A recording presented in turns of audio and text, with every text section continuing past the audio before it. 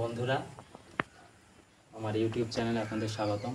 আজকে আমি দেখাবো আপনাদের আমি মোটামুটি কিছুদিন আগে 20 দিন মতো আগে কিছু শিঙি মাছের ডিম ফুটিয়েছিলাম, ইঞ্জেকশন করেছিলাম। সেইগুলোর ডিম ফুটিয়ে আমি একটা ছোটো প্লাস্টিক দিয়ে ট্যাঙ্ক বানিয়েছিলাম। ট্যাঙ্কটা দেখাবেন।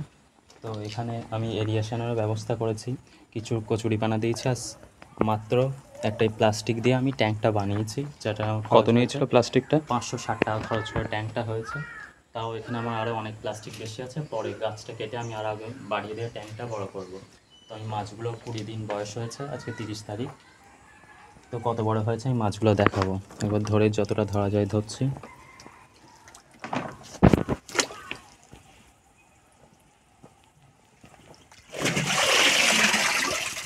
এই যে দেখতে পাচ্ছেন, একটু নিচে পড়ে গেছে, এতে একটু জল নিয়ে নে। এই তো উঠেছে, এবার দেখা। এই যে এগুলো হয়েছে 20 দিন মতো বয়স। 10 তারিখে ডিমগুলো ফুটেছিল, খাওয়া স্টার্ট করেছিল। আমি এদের খাইয়েছিলাম লাল কেঁচো। তো এদের মোটালিটি হয়নি, ধরতে গেলে হয়নি বলাই চলে। তো আমি দেখবো এগুলো আরও কত বড় হচ্ছে। সবেমাত্র 20 দিন বয়স। 20 দিন বয়স। আর এখানে আমি কোনো মাটির কোনো কিছু ব্যবহার করিনি, শুধু একটা অক্সিজেন দিয়ে দিয়েছি আর কিছু কচুরিপানা। আর কোন জল এটা ইউজ করা হয়েছে? জলটা ইউজ করা হয়েছে একদম সিম্পল কলের জলই। এখান থেকে ওই ট্যাঙ্ক থেকে জল নেওয়া হয়। আর অল্প প্রথম জল দিয়েছিলাম, তা বাদ বাকি জলটা বেশি বৃষ্টির জলই এটাতে ভরে গেছে। তো আচ্ছা, এর দেখুন ব্রুডগুলো কোথায় আছে?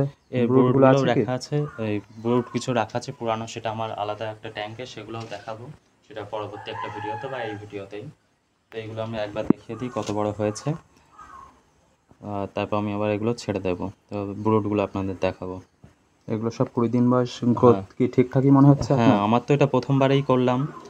তো একদম প্রথম যে প্রথমবারেই ইঞ্জেকশন করে এই বাচ্চাগুলো হয়েছিল।